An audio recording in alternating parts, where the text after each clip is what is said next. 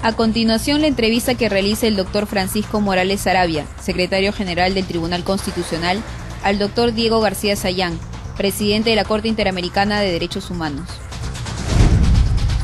En esta oportunidad, en el programa Tus Derechos, tenemos a un invitado de lujo. Se trata del doctor Diego García Sayán, presidente de la Corte Interamericana de Derechos Humanos. Muchas gracias por la oportunidad de conversar con ustedes en este programa tan interesante para el Estado de Derecho y la promoción de la democracia en el Perú. Últimamente, hace unos meses, la Corte Interamericana hizo una visita al Perú. ¿Cuál fue el balance de esta visita de la Corte? Mire, el balance fue realmente excelente, difícilmente podría haber sido mejor, porque el propósito de esta visita no es, como se explicó en ese momento, inspeccionar la situación de los derechos humanos en el país visitado, en este caso el Perú, sino centralmente celebrar audiencias públicas para que la gente pueda ver en vivo cómo es que se desarrolla la parte oral de procesos que se siguen ante la Corte, nunca sobre casos del país anfitrión. La cantidad de gente que asistió a este periodo de sesiones públicas, y no solamente la cantidad, sino la forma respetuosa con la que se siguió el desarrollo de las audiencias, que fueron muy prolongadas, y sobre casos que la gente no tenía en conocimiento acerca de sus antecedentes, da cuenta, creo, de algo muy importante, que es el desarrollo de una conciencia cívica, que en el Perú siempre aparece postergada, siempre nos autoflagelamos sobre los débiles que estamos en ese sentido, que la gente tira basura, que la gente no tiene cultura cívica, que son cosas ciertas también. Pero yo nunca he visto entre todos los países que la Corte ha visitado para estas audiencias en los últimos 5 años, un grado de compromiso y de atención tan cercana. Y luego también las reuniones que se tuvo con autoridades judiciales y políticas del país, que son parte del desarrollo de las visitas, tuvieron un contenido muy sustantivo. ¿Existe una especie de legitimidad social, ciudadana, respecto del trabajo de la Corte? Sí, yo creo que eso es generalizado, ¿no? Yo creo que hay, pero en el Perú tal vez, como ha habido tanta discusión, ¿no? Cuando fue el intento de retiro hace 10 años, como empiezan a llegar casos a la Corte que no son los llamados típicos casos de derechos humanos, sino casos que tienen que ver con derechos laborales, por ejemplo, hay una creciente atención sobre qué cosas se puede encontrar y esperar de la Corte. Los estados tienen con la Corte una relación muy dinámica. Todos los estados que han reconocido la competencia de la Corte han tenido o tienen algún proceso ante la Corte Interamericana de Derechos Humanos. Sin embargo, no existe una relación de confrontación. Eventualmente, cuando se dictan algunas sentencias, pueden no ser del agrado de los estados en todos los casos, pero tenemos una relación muy fluida con todos. Y muchos de estos estados, lamentablemente no es todavía el caso del Perú, adicionalmente aportan con recursos económicos para el presupuesto de la Corte, que es un presupuesto sumamente pobre por las dificultades presupuestales que hay en la Organización de Estados Americanos, ¿no? Las instituciones, cuando se crean, recién empiezan a andar, pero ya la Corte ya tiene prácticamente 30 años de funcionamiento. Un balance muy breve, muy general respecto de toda esta evolución del trabajo jurisprudencial de la Corte o de los aportes que ésta está haciendo al continente americano. Sí, mira, la Corte cumple este año 31 años, ¿no? La Corte, como se sabe, fue creada a partir del Convención Americana sobre Derechos Humanos del año 69. La Corte se instala 10 años después, en el año 79. Y en la primera etapa creo que el desconocimiento sobre la Corte era generalizado, ¿no? No llegaban casos, y cuando empezaron a llegar los primeros casos a fines de la década del 80, era casi como una especie de asunto excepcional. Los últimos 5 o 6 años me atrevería a decir que han sido de especial dinamismo. La cantidad de casos resueltos por la Corte en los 6 años últimos casi equivale a todo lo que se resolvió en los años anteriores. El tiempo que se utiliza para resolver los casos se ha ido reduciendo, eliminando ahí uno de los grandes cuestionamientos que a veces hay contra el sistema de justicia en general, que es la lentitud, tanto nacional como internacional. Y lo que es más importante, frente al escepticismo de origen que decía, bueno, cuando se dicte una sentencia de la Corte Interamericana, ¿cómo va a ser la Corte para que los estados cumplan? Si no tiene una fuerza coactiva, si no tiene policía, no puede dictar un embargo frente a un estado, eso no va a funcionar, decían los escépticos del origen. Y sin embargo, hoy día vemos que las sentencias de la Corte sí se cumplen, en algunos casos con complejidades, a veces con regaños, con mal humor, pero se están cumpliendo. Y doy solamente una cifra que me parece que es ilustrativa. Un tema muy sensible que son las reparaciones económicas, porque estamos hablando de países pobres todos. Naturalmente a ningún gobierno le gusta derivar de su presupuesto que está previsto para una cosa recursos para una reparación económica consecuencia de una sentencia internacional. Pero el 80% de las reparaciones económicas dispuestas por la Corte han sido pagadas por los estados. Y los que no han sido pagadas están en proceso avanzado de supervisión de cumplimiento. En ese sentido, las decisiones de la Corte son cumplidas por los estados, pero también la jurisprudencia, el acervo jurisprudencial de la Corte es recepcionado. ¿Cuál es el balance o cómo va este proceso de recepción de la jurisprudencia de la Corte Interamericana por los tribunales constitucionales de Latinoamérica o por sus Cortes Supremas? Mira, ese tal vez es el punto fundamental, ¿no?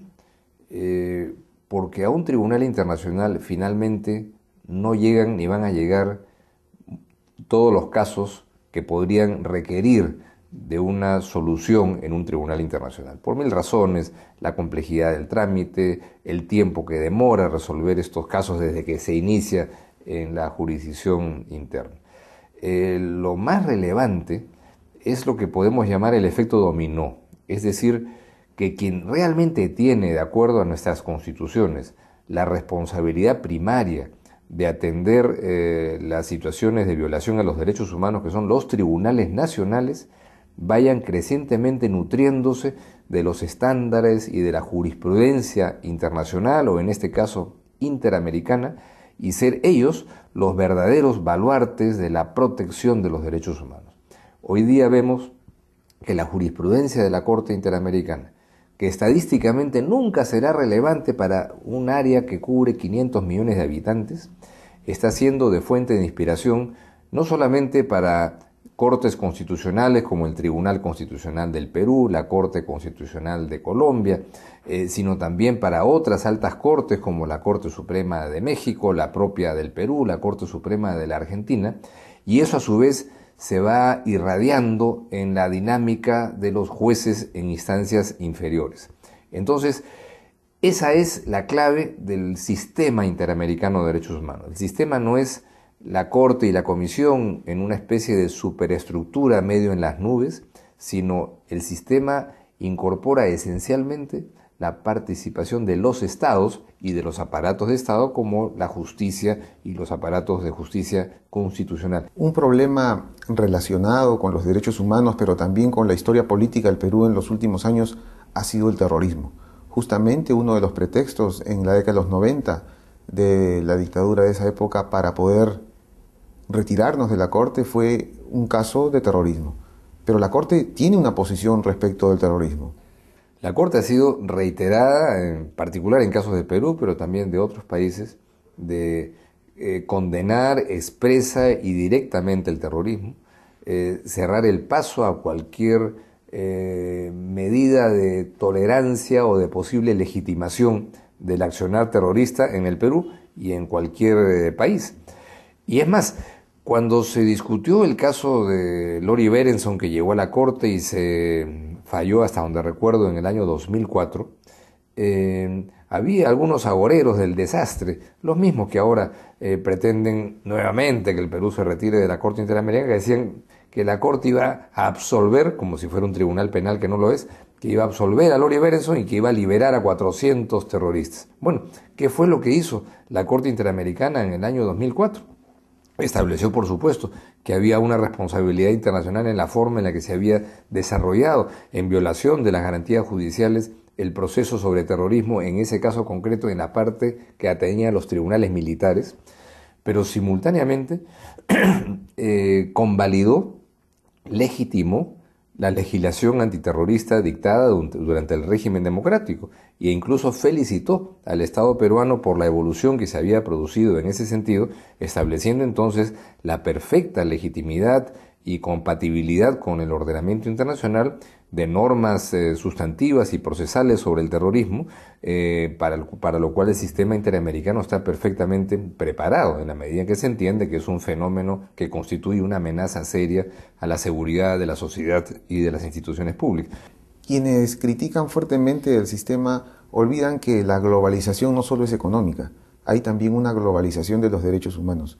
Y usted, como ex canciller y hoy como presidente y magistrado de esta alta corte de derechos humanos, nos podría decir, para que el público evalúe y saque sus propias conclusiones, qué significa, por ejemplo, no estar en un sistema protector de derechos humanos de ámbito internacional. Sí, mire, lo que pasó con el Perú cuando Fujimori intentó retirar al Perú de la Corte en el año 98-99 fue su condición de paria internacional. Eso fue rechazado por la comunidad global y por la comunidad interamericana, por la sencilla razón de que pone a los ciudadanos en una situación de desprotección, porque el sistema internacional, el sistema interamericano no está para reemplazar a los jueces y las autoridades nacionales, sino para actuar en tanto y en cuanto hayan fallado las autoridades nacionales. De manera que eso atiende básicamente a los derechos y esencialmente y únicamente a los derechos de la gente.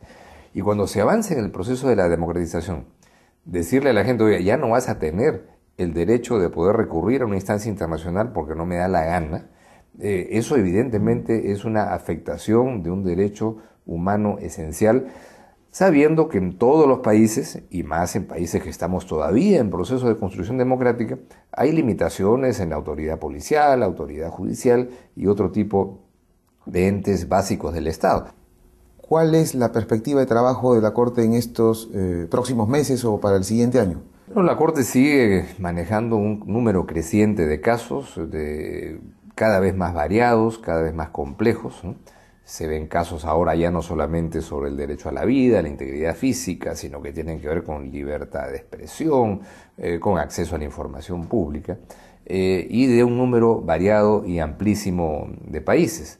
La Corte ha sido invitada para desarrollar audiencias públicas en el mes de octubre en el Ecuador. Es el siguiente paso que se va a dar fuera de las reuniones rutinarias que se tienen en donde la Corte tiene su sede, que es San José de Costa Rica.